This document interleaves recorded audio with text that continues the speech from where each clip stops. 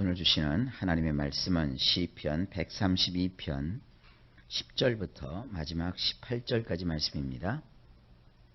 시편 132편 10절부터 보시면 당신의 종인 다윗을 위하여 당신의 기름 부음 받은 자의 얼굴을 뒤로 돌리지 마소서 그랬어요. 자, 여기서 이 기름 부음 받은 자라는 말을 원문으로 보게 되면 메시아라고 되어 있습니다. 메시아.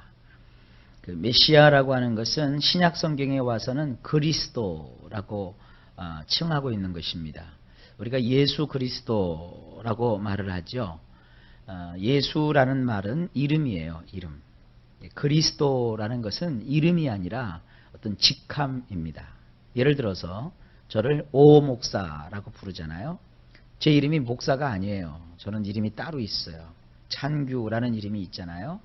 그래서 그 오 목사 할 때 그 오는 제 이름의 성입니다.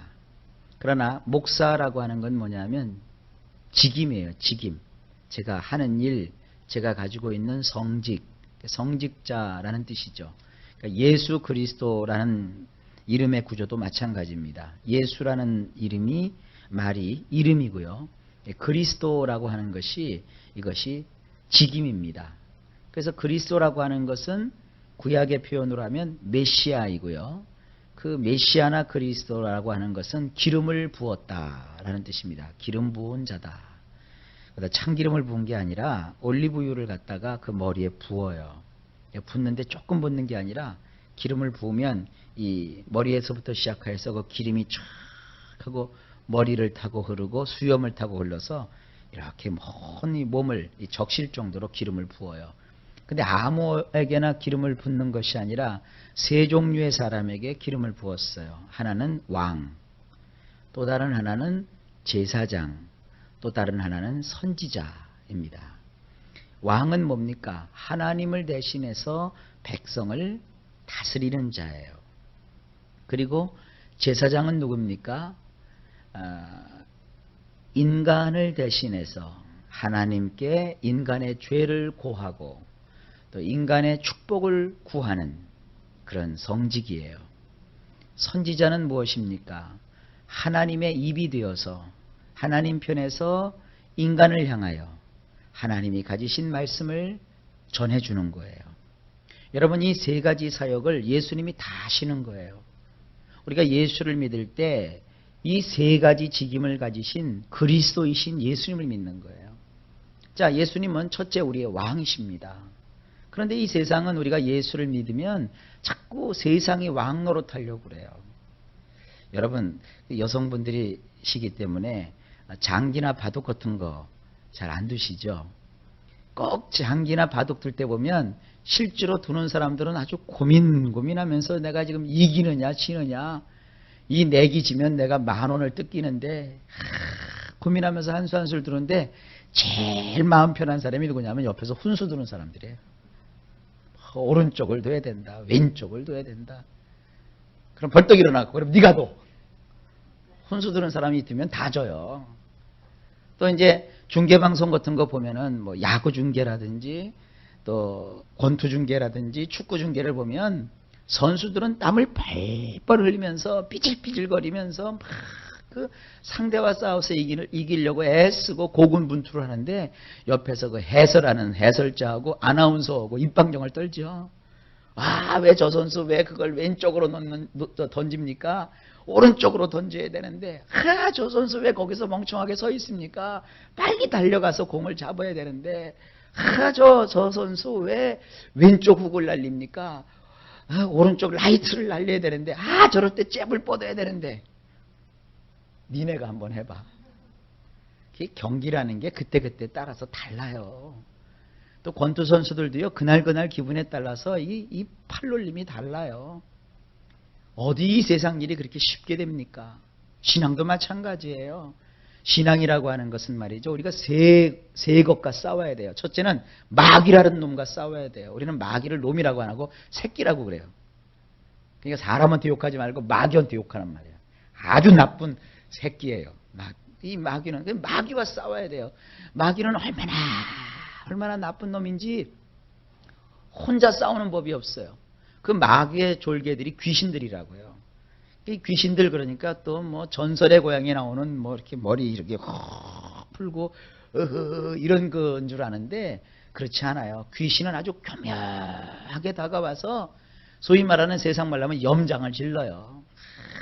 믿어도 소용없다느니, 믿어서 잘 되는 꼴을 못 봤다느니 하면서 혼수를 둬요. 그럼 마귀 보러 그러세요. 네가 믿어봐. 지가 다 방해하고. 마귀와 싸워야 돼요. 그래서 신앙생활하면서 딴 때는 가만히 있다가 교회 가려고만 하면 뒷골이 땡겨요. 그때는요 아스피린 먹으면 안 돼요. 그냥 교회로 나와야 돼요.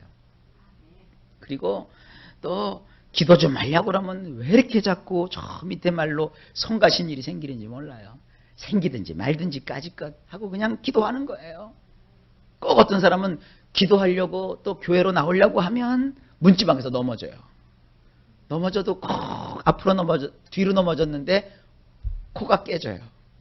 야, 이거 막으시나 보다. 막긴 뭘 막아요. 마귀 자식이 장난치는 거라고요. 깨지든지 말든지 깨지면 베일번트 하나 딱 붙이고 나오면 되는 거 아니에요. 하나님께 나오는 일을 하면 마귀는 물러가요. 마귀는요, 이렇게 제가 경험해 보니까 3번만 이기면 돼요. 그 다음에 또 이겨야 될 게 뭐냐면 세상을 이겨야 돼요. 여러분, 세상은 우리가 하나님을 믿도록 허락하지 않아요. 어떻게 쓰든지 하나님 안 믿는 걸 좋아해요. 어떻게 쓰든지 하나님을 믿지 못하도록 얼마나 우리를 붙들고 누르는지 몰라요. 여러분, 신앙생활 하는데 사람들이 되게 그래요. 목사님, 나는 이렇게 믿으려고 하면 힘들대요. 그럼 혼자 이렇게 믿는 게 아니에요. 옆 사람들 물어보세요. 나보다 더한 일을 겪었어요. 그래도 예수를 믿는 거예요. 제가 알고 있는 어떤 권사님은요, 교회를 다닌다고 세상에 그 못된 남편이 막노동을 하는 분인데 막 팔뚝이 이래요. 키가 지금 제가 볼 때 한 185 정도 돼요. 옛날 분인데. 근데 그 부인은 또 쬐끔해요. 세상에 부인을 어떻게 그 자기 위해서 고생하고 그 고생을 시켰고, 그리고 아이들을 낳아서 이렇게 키워주는 고마운 부인인데, 부인이 정말 인생의 스트레스를 받고 그야말로 남편 때문에 너무너무 괴로워하다가 이제 신앙이라는 그 길을 발견해서 교회 가서 좀 마음의 위로를 받고 하나님을 의지하고 사는데, 세상에 이 남편이 술 처먹고 들어와 갖고 말이죠, 아내를 앉힌 자리에서 가랑이를 그냥 찢어버려요. 그러니까 이분이 막 나이 들어갖고 그게 막 후유증이 돼서 쩔뚝 갖고 다녀요. 죽었어요, 얼마 전에 남자가. 그러니까 참 어차피 죽을 인생인데 왜 그렇게들 하는지 몰라요. 그런데 참 감사한 건 이 권사님이요, 신앙을 잃지 않았어요. 그럴수록 더 하나님께 나와서 하나님께 매달리니까 결국은 자식들이 되잖아요. 여러분, 이 세상은요, 우리가 잘 되는 꼴을 못 봐요. 그 다음에 3번째로 내 자신과 싸워야 돼요. 여러분, 이 세상에서 가장 무시무시한 원수가 누구냐면 마귀보다도 더 무서운 거, 이 세상보다도 더 무서운 게 내 자신이에요. 여러분 자신을 여러분 힘으로 못 이겨요. 가지건 내가 맨날 이렇게 나를 데리고 다니는 것 같고요, 내가 정말 나를 다스릴 것 같아도요, 정말 여러분 자신을 못 이겨요. 이웃과 싸움이 붙으면 이길 수 있어요. 누가 나하고 막 경쟁하면 내가 막 지지 않고 이길 수 있어요. 까짓건 뭐 누가 나를 핍박하고 누가 나를 막 욕하면 오기가 발동을 해갖고 내가 지질 않아요. 그러나 자기 자신한테는 이게 힘들어요. 아무리 용사라도 자기 마음이 콱 낙심이 되면 그걸 못 이겨요. 무거운 짐은 들어도요, 마음이 조금 무거워서 쭉 가라앉으면 그거를 들어 올리질 못해요. 그래서 다른 사람이 어려울 때는 이렇게 하라 저렇게 하라 그러다가도 막상 자기의 마음이 어려우면 아무 말도 안 듣잖아요. 그러니까 여러분들 신앙생활 하는데 그 주변 사람들하고 그런 걸 이렇게 좀 보세요. 그래도 여러분은 편안하게 예수를 믿는 거예요. 이 세상에 참 어렵게 하면서도 하나님을 향한 믿음을 잃지 않고 이렇게 믿는 사람들이 얼마나 많은데요. 기억하세요. 예수님은 그러한 우리를 불쌍히 여기시고 우리를 도와주시고 결국은 우리로 하여금 이기게 하시고 승리하게 하시는 우리의 왕이세요. 그래서 예수님을 딱 붙잡으면 이기게 되는 거예요. 그리고 예수님은 우리의 제사장이 되셔서 우리가 잘못하면 하나님이 하늘에서 이렇게 봤다가 너 그거 잘못했지 이놈 하고 혼내키는 분이 아니세요. 우리가 잘못하면 예수님이 아버지 저 사람의 잘못은 바로 내가 잘못한 것과 다름이 없습니다. 저 사람을 벌하지 마시고 나를 벌해주세요. 저 사람을 혼내키지 마시고 나를 혼내키세요 하는 그런 마음을 가지시고 우리를 위해서 오늘도 하나님 앞에서 중보하여 주시는 분이세요. 그리고 우리는 중보라고 그래요. 중보. 가운데 서셔서 우리 편이 되어 주시는 거예요. 뿐만 아니라 예수님께서는 이제 우리를 향하여서 타이르세요. 아이고 좀 잘 살지 그랬어. 왜 그렇게 살았니? 이제 이렇게 해야 되는 것이다 하고 우리에게 바른 길을 가르쳐 주시는 분이세요. 그게 누구예요? 예수님이세요. 그래서 예수님은 우리의 왕이시고 우리의 제사장이시고 우리의 선지자가 되시는 그리스도이시란 말이에요. 이 그리스도에 관한 이야기가 오늘 이 본문에 나오는 것입니다. 다시 한번 10절을 보시면 당신의 종인 다윗을 위하여 당신의 기름 부음 받은 자의 얼굴을 뒤로 돌리지 마소서. 여기 우리 성경으로 보면 주의 종 다윗을 위하여 주의 기름 부음 받은 자의 얼굴을 물리치지 마옵소서라고 되어 있는데 물리치지 않는다는 뜻보다는 뒤로 돌리지 마소서. 자, 이거 잘 한번 생각을 해보세요. 여기 하나님이 사랑하시는 하나님의 종 다윗이 있어요. 그런데 여기 또 한 분이 계시죠? 당신의 기름 부음 받은 자 메시아가 계세요. 그런데 지금 뭐라고 구하는 거예요? 이 다윗을 위해서 당신의 기름 부음 받은 자의 얼굴을 뒤로 돌리지 마소서. 이 뒤로 돌린다는 게 뭐예요? 여러분 이렇게 친구들 간에도 얘기를 하다 보면 어떤 친구는 자기가 말할 때는 나보러 다 들어달라고 그러고 내가 좀 뭘 얘기하면 딴청한단 말이에요. 그러면 여러분들 뭐라고 그래요? 나 좀 봐. 나 좀 봐. 나 좀 보고 좀 얘기 좀 들어줘봐. 그러잖아요. 이 얼굴은 이렇게 상대하고 얘기할 때 얼굴을 보고 얘기를 하잖아요. 근데 나를 무시하면 얼굴을 휙휙 돌려버린다고요. 참 사람은 살다 보면 웃기는 일 많잖아요. 이제 마음이 안 좋고 상대가 좀 기분이 나빠요. 근데 상대를 안 볼 수는 없어요. 그러면 제일 먼저 뭐부터 안 봐요? 서로? 기분 나쁘면 이렇게 보다가도 확 외면하잖아요. 길을 가다가도 상대가 이렇게 오면 이렇게 싹 돌아가려고 그러고 자꾸 얼굴을 어떻게 해요? 돌려버리잖아요. 지금 그거예요. 하나님의 종 다윗이 있고 옆에 메시아가 있는데 이 메시아의 얼굴을 다윗을 향하여 뒤로 돌리지 말게 하소서. 이건 뭐예요? 외면하지 않는다는 거예요. 똑같아요. 하나님은 우리를 향해서 외면하지 않으세요. 우리를 바라봐 주시고 우리를 지켜봐 주시고 우리를 후원해 주시고 우리와 함께 해 주신다는 거예요. 바로 그거예요. 11절 여호와께서 다윗과 맹세하였나니 그분이 되돌리지 아니하실 진실한 것이니라. 내 몸에 열매를 나는 내 왕좌 위에 둘 것이니라.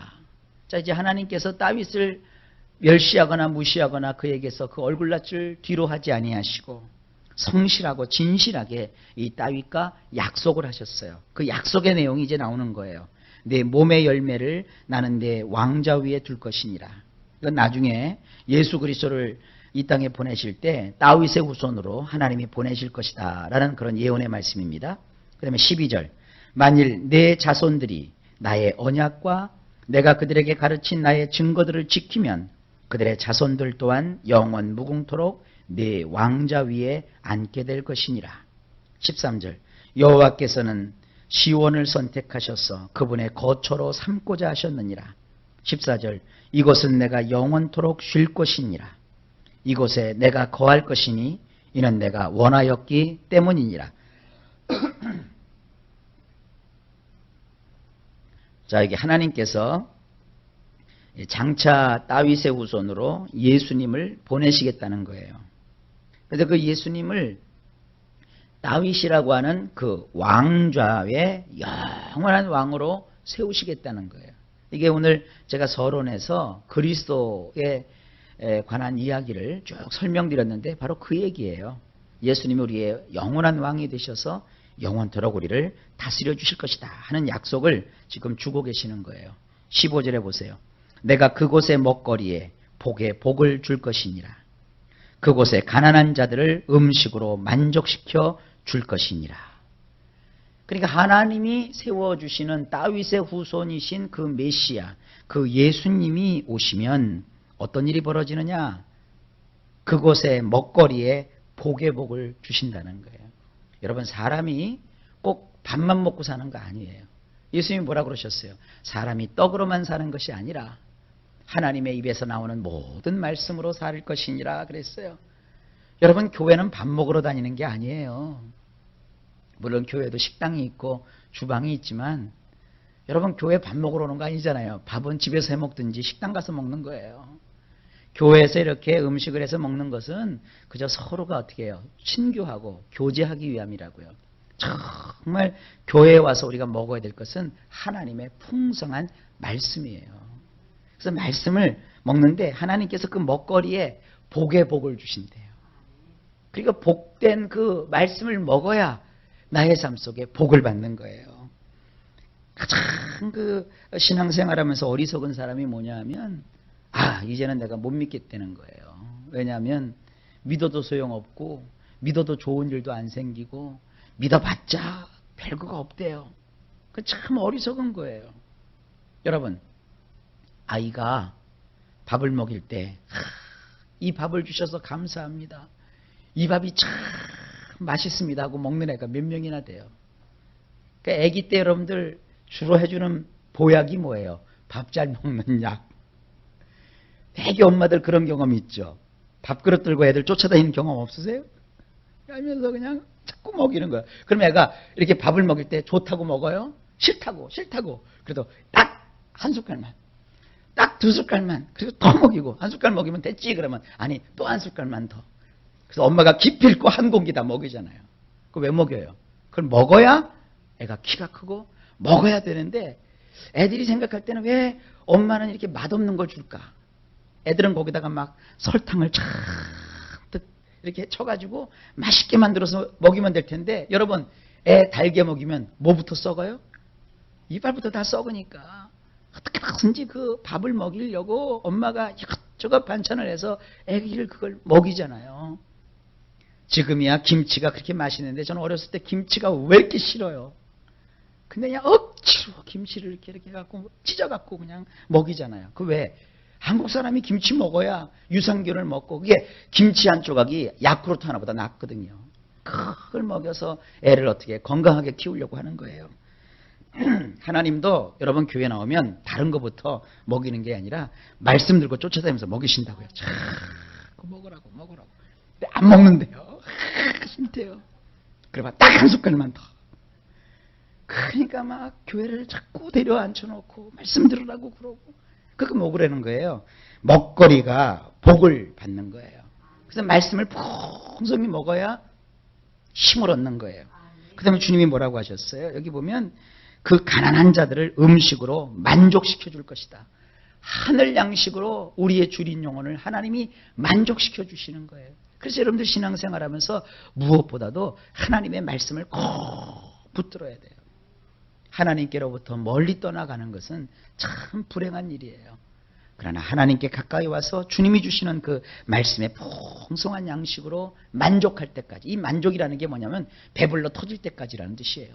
아주 그냥 너무너무 꽉 찰 때까지 하나님 말씀을 먹어야 돼요. 교회를 이렇게 재미로 다니면 얼마 못 가요. 재밌다고요? 인생은 재미로 사는 게 아니거든요. 하나님 말씀으로 은혜를 받아서 사는 재미가 있는 거지 재미를 바라보고 사는 게 아니거든요. 그러니까 교회 와서 정말로 중요한 게 뭐냐면 하나님 말씀으로 충만하게 은혜를 받아야 돼요. 그래서 나의 영혼이 만족함을 얻어야 돼요. 자, 16절. 그곳의 제사장들을 내가 구원으로 옷을 입힐 것이라. 그곳의 성도들이 기뻐서 외치고 기뻐서 외칠 것이니라. 이렇게 하나님의 말씀으로 충만하게 공급함을 받으면 사람들에게 나타나는 반응이 뭐냐? 구원이 나타나고 그리고 또 하나는 기뻐서 외치고 기뻐서 외치는 거예요. 그러니까 말씀이 나에게 들어오면 기쁨이 찾아와요. 세상을 이길 힘이 생기고요. 말씀을 깨닫게 되면 하나님 앞에서 내가 어떻게 살아가야 되는지 지혜가 떠오르고요. 인생 사는 것 자체가 의미가 생기는 거예요. 이렇게 교회 나와서 다니는데도 이렇게 자꾸 어깨가 축축 처지고 나의 인생은 이렇게 어려울까? 여러분, 그분에겐 하나밖에 없어요. 하나님 말씀을 어떻게 쓰는지 밥그릇이라도 들고 다니면서 자꾸 먹여줘야 돼요. 그래서 그가 그 말씀을 먹고 그 말씀의 힘을 얻어야 기뻐하고 즐거워하며 하나님께 외칠 수가 있는 거예요. 그러니까 여러분들 이 말씀을 잘 깨달으셔야 돼요. 17절에 거기에서 내가 다윗의 뿔이 자라게 할 것이니라. 내가 나의 기름 부음 받은 자를 위하여 등불을 미리 준비하여 놓을 것이니라.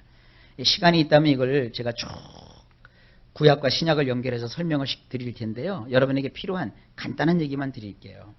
이렇게 하나님의 말씀을 먹고 하나님이 세우신 그 하나님의 제단에서 신앙생활을 해야 뿔이 자라는 거예요. 뿔이라고 하는 것이 이제 교만하다는 뜻도 있지만 여기서는 그 영광, 영예를 뜻하는 거예요. 여러분, 옛날에 벼슬 하면 임금님이 머리에다가 이렇게 관을 씌워주죠. 왜 여러분들 어사가 되면 이렇게 머리에 모자를 씌워주고 무궁화를 이렇게 몇 줄기 이렇게 달아주잖아요. 그게 뿔이에요, 뿔. 그래서 뿔이 높아지는 것은 지위가 높아지는 거예요. 그래서 이 감투를 쓴다고 하잖아요, 감투. 그게 이제 뿔이라고요. 우리가 주님 앞에 나와서 하나님 말씀으로 조그만하게 먹고 또 하나님 앞에 쓰게 되면 결국 우리에게 하나님이 뿔이 자라게 하시는 거예요. 그러니까 신앙이 성숙하게 되는 거죠. 그리고 내가 나의 기름 부음 받은 자를 위하여 등불을 미리 준비하여 놓을 것이니라. 예수님은 이 어두운 세상에 빛으로 오셨잖아요. 마찬가지로 예수를 믿고 하나님 안에서 우리가 살아가는 동안에 하나님은 우리에게 구원의 등불을 비춰주시는 거예요. 그 밝은 빛을 보고 신앙생활하는 거예요. 신앙이 처음 시작할 때는 캄캄해서 뭐가 뭔지를 모르죠. 그러나 신앙의 빛을 받게 되면 이제 믿는 도리를 여러분들이 알게 되고 그 길로 행하게 되어 있어요. 그래서 이렇게 교회에서 집회를 하고 하는 것이 필요해요. 이 예배하고 집회하고 좀 달라요. 예배 때는 이렇게 형식을 갖추어서 우리가 이게 진지한 분위기 속에서 말씀을 받지만 이 집회라고 하는 것은 말이죠, 빛을 받는 거예요. 그래서 집회 때는 말이죠, 이렇게 제가 설교를 준비해도 그렇게 의도하지 않았는데 집회 때 말씀이 또 달라요. 그러니까 이번에도 하나님이 어떻게 우리에게 어떤 말씀을 주시는지 저도 몰라요. 준비하다 보면 말이죠, 이게 저도 휙하고 달라져요. 하나님이 주시는 빛을 성도들에게 하나님이 비추어 주시는 거예요. 그 빛을 받아서 우리가 또 새롭게 돼요. 하나님께 더 가까이 나아갈 수가 있는 것입니다. 하나님은 우리 위해서 등불을 미리 준비해 주시는 분이세요. 여러분 인생의 갈 길에 빛을 비춰주시고 그 빛을 따라서 행할 수 있도록 우리 하나님이 인도해 주심을 믿습니다. 18절입니다. 그분의 원수들에게 내가 수치로 옷을 입힐 것이며 그분 위에는 거룩한 왕관이 번쩍번쩍 빛나게 할 것이니라. 하나님이 하시는 말씀이세요.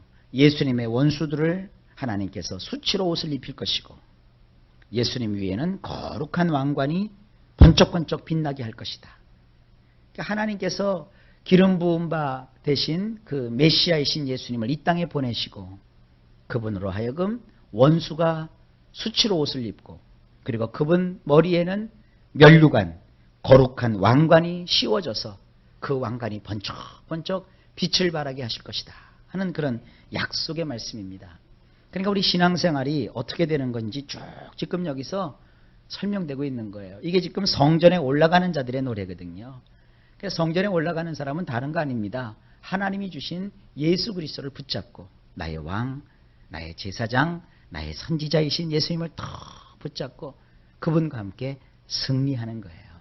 여러분도 예수님을 믿음으로 하나님이 주시는 참 승리를 나의 것으로 삼아 무슨 일을 행하든지 하나님의 영광이 나타나기를 예수님의 이름으로 축복합니다.